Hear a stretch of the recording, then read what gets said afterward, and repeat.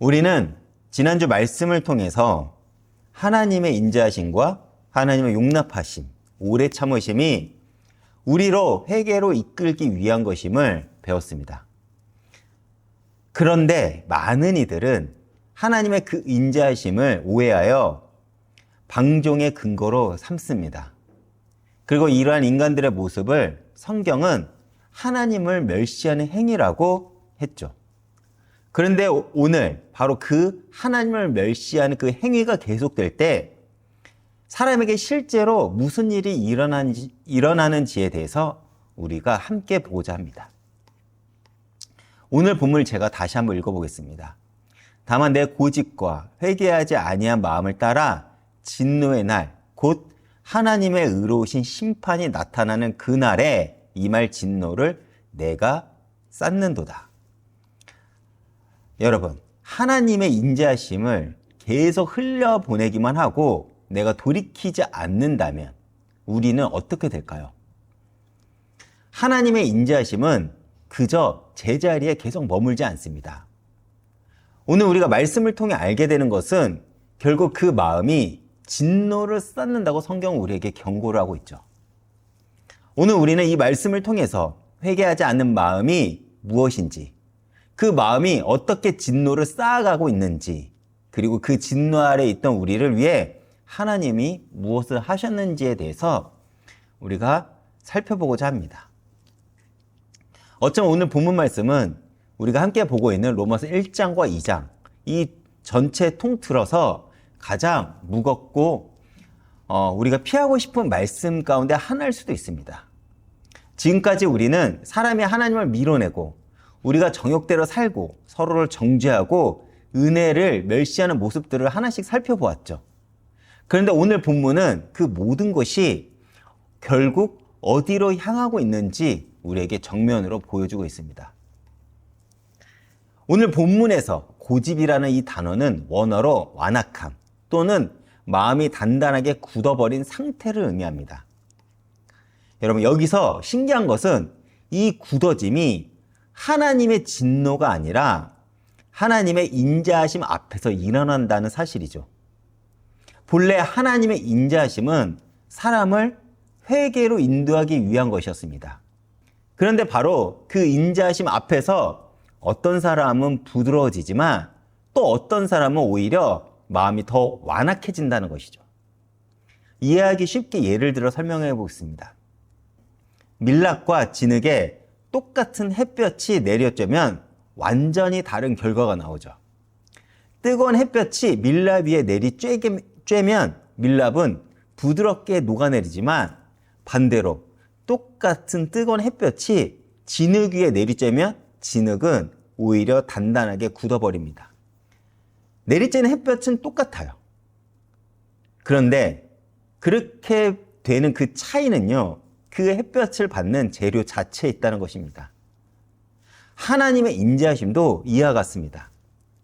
어떤 사람에게는 하나님의 그 인자하심이 그리고 하나님의 그 사랑이 마음을 녹여 회개로 이끌어내지만 마음을 계속 완악하게 지키기로 작정한 사람에게는 오히려 그 하나님의 사랑을 더욱 멸시하게 한다는 것이죠. 그래서 회개하지 않는 마음은 단순히 아직 결정을 내리지 않는 중립적인 상태라고 말하지 않습니다. 오히려 능동적으로 하나님의 인자하심을, 하나님의 사랑을 거절함으로써 스스로 더 점점점 완악함을 선택한다는 것입니다. 그렇게 우리가 오늘 스스로에게 물어봐야 될 질문은 이거예요. 나는 말씀을 들을 때마다 조금씩 부드러워지고 하나님 앞에 나의 마음을 쏟아내고 있는지, 내가 돌이키고 있는지, 아니면 아까 제가 예시를 든 그 진흙처럼 점점 마음이 단단해지고 완악해져 가고 있는지, 우리는 이것을 우리 스스로에게 질문을 해봐야 합니다. 사실 그에 대한 답은요, 한순간에 알 수 있는 것이 아니에요. 그런데 우리가 한 해 동안, 지난 몇 달 동안을 돌아보면 우리 각자는 이미 그 답을 어렴풋이 알고 있어요. 성경은 진노를 내게 쌓는도다라고 우리에게 경고를 하고 있어요. 이 표현이 굉장히 중요합니다. 왜냐하면 하나님의 진노는요, 마치 통장에 이자를 쌓아가듯이 마음을 돌이키지 않는 이들의 삶 속에 매일매일 하나님 앞에서 쏟아질 진노를 조금씩 쌓아가는 시간이라는 것이에요. 매일 반복되는 일상 속에서 우리는 흔히 내가 이렇게 살아도 지금 당장 아무 일이 일어나지 않잖아 라고 우리는 생각하면서 우리는 매일 하나님의 인자하심을 그냥 흘려보냅니다. 그런데 오늘 성경은 그 침묵을 하나님이 나를 그냥 두시겠다는 뜻으로 잊지 말라고 경고를 하고 있어요. 왜냐? 오히려 그 침묵의 시간마저도 하나님의 진노가 쌓여가는 시간이라는 것입니다. 그래서 깨어있으라는 것이죠. 여러분, 우리가 이자라는 것은 눈에 보이지 않게 불어납니다. 통장을 매일 들여보지 않는 이상 그 숫자가 조금씩 커지고 있다는 사실은 우리는 사실 실감하지 못해요. 그러다가 어느 날 정산을 하고 나서야 그 액수에 우리는 깜짝 놀라게 됩니다. 회개하지 않는 마음도 이와 같아요. 오늘 하루, 이번 주 한 주 정도는 사실 아무 차이가 없어 보이지만 그 작은 하루하루가 결코 사라지지 않고 계속 쌓이고 있다는 것을 기억해야 돼요. 은혜도 마찬가지지만 하나님의 진노도 결국 매일 조금씩 쌓인다는 것을 잊지 마시길 바랍니다. 우리가 한번 생각해 보면 뚝이 무너지기 전 강물은 아무 소리 없이 계속 차오르죠. 마을 사람들은 뚝 넘어 강물이 보이지 않으니까 안전하다고 여기면서 평소처럼 지낼 것입니다. 그런데 수위는 매일 조금씩 올라가고 있을 거예요. 그리고 어느 날 뚝이 감당할 수 없는 그 순간이 오면 그 물은 한꺼번에 쏟아져 나옵니다. 어쩌면 하나님의 참으심도 이와 같을 거예요. 지금 심판이 보이지 않는다고 해서 그 시간이 그냥 흘러가 버리는 시간이 아니라는 것입니다. 그런데 우리는 왜 이 사실을 좀처럼 실감하지 못할까요? 그래서 우리가 시간을 하나님과 다르게 보기 때문입니다. 우리에게 하루는 그저 하루일 뿐이지만 주께서는 하루가 1000년 같고 1000년이 하루 같기 때문에 우리는 하나님과의 그 시간을 다르게 볼 수밖에 없습니다. 그렇기에 하나님 앞에서는 그 하루조차 헛되이 흘러가지 않는다는 것이죠. 우리가 아무렇지 않게 흘려보내는 이 하루하루가 실은 영원이라는 그 저울 위에서 결코 가볍지 않게 쌓이고 있다는 것을 기억해야 됩니다. 그래서 결국 신앙은 하루의 싸움이에요. 내가 하루 하나님 앞에 인정을 받느냐, 그렇지 않느냐. 내가 오늘 하루를 하나님 앞에 살아가느냐, 그렇지 않느냐의 싸움이라는 것입니다. 결국 그 하루가 쌓여 우리의 삶이 되고 그 신앙의 싸움을 매일매일 한 그 사람이 결국 하나님의 증인된 삶을 살아간다는 것이죠. 그리고 오늘 말씀은 그 진노의 날, 곧 하나님의 의로우신 심판이 나타나는 그날에 임한다고 우리에게 말하고 있습니다. 하나님의 진노는 지금 당장 임하는 게 아니에요. 그러나 반드시 온다는 것입니다. 이 세상에는 억울한 일이 벌받지 않고 악한 자가 형통해 보이는 순간들이 굉장히 많죠. 그래서 사람들은 마치 하나님이 안 계신 것처럼 혹은 하나님이 선하게 무관심한 것처럼 결론을 내어버리고 세상의 방법과 논리를 따라 살아갑니다. 그러나 성경은 다르게 말해요. 지금 하나님의 심판이 미뤄지고 있는 것은 하나님이 우리를 무관심하게 여겨서가 아니라 그 오래 참으심의 결과라는 거예요.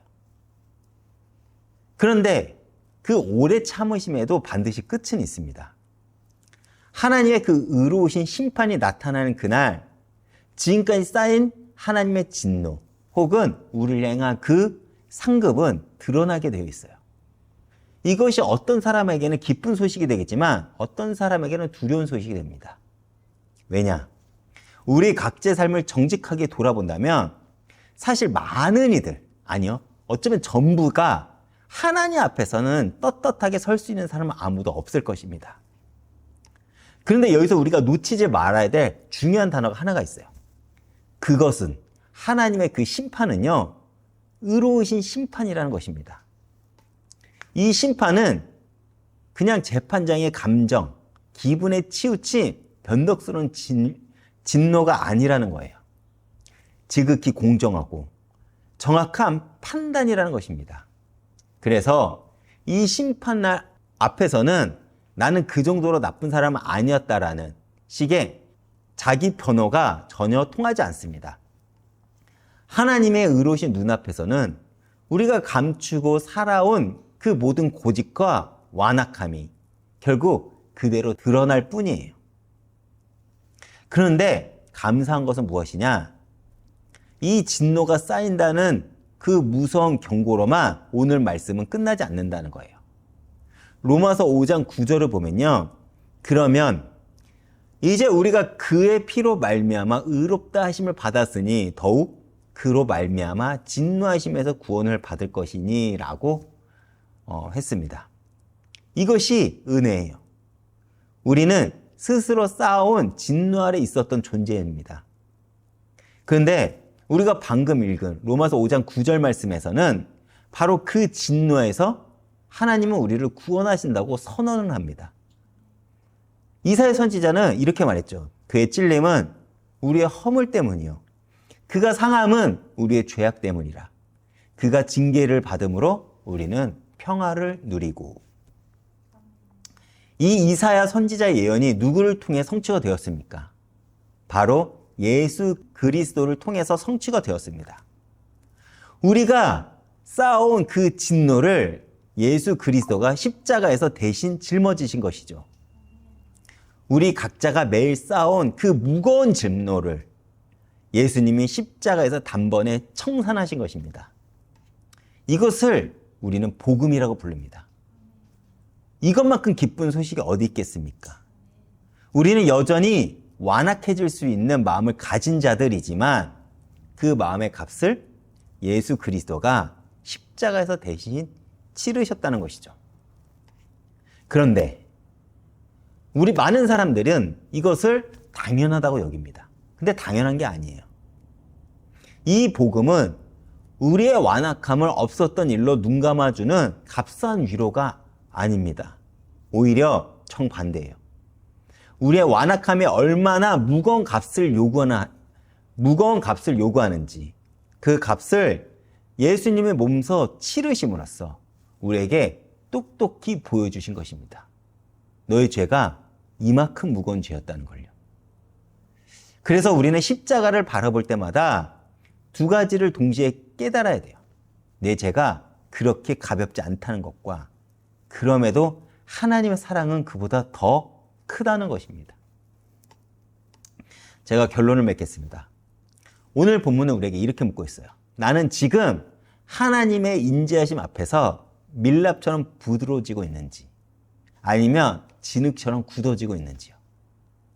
오늘 아무 일 없었다는 이유로 내 마음이 안전하다고 우리는 여전히 착각하고 있지 않는지 우리는 질문해 봐야 됩니다. 사실 우리는 흔히 큰 죄를 지어야만 내 마음이 굳어진다고 생각을 해요. 그러나 실제 마음이 굳어지는 것은 대부분 아주 작은 것들이에요. 오늘 들은 말씀 이 한 구절을 나중에 생각해 봐야지. 흘려보내는 것.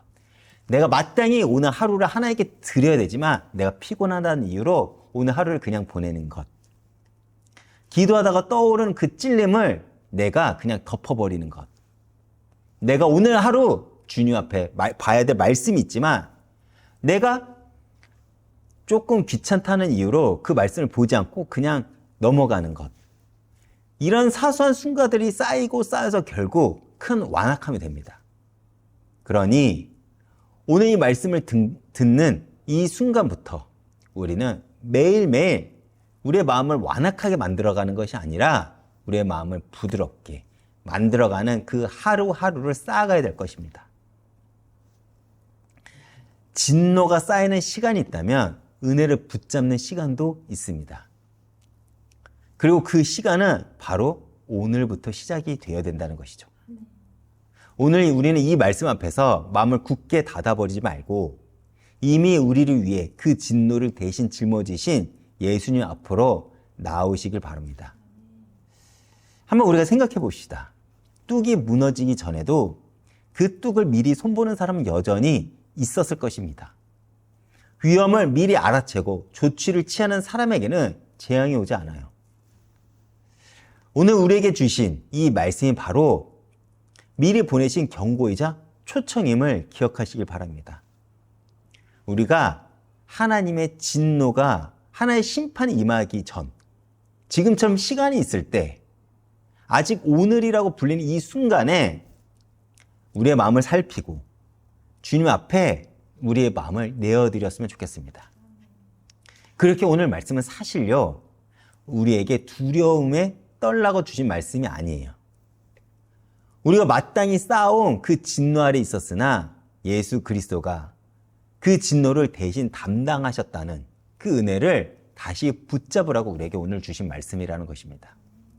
그렇기에 오늘부터라도 우리의 마음을 완악하게 하지 말고 하나님의 그 인자하심과 그 사랑 앞에 우리가 반응하며 정말 하나님 앞에 나의 마음을 내어드리는 저와 여러분들이 되시길 주님의 이름으로 축복하겠습니다.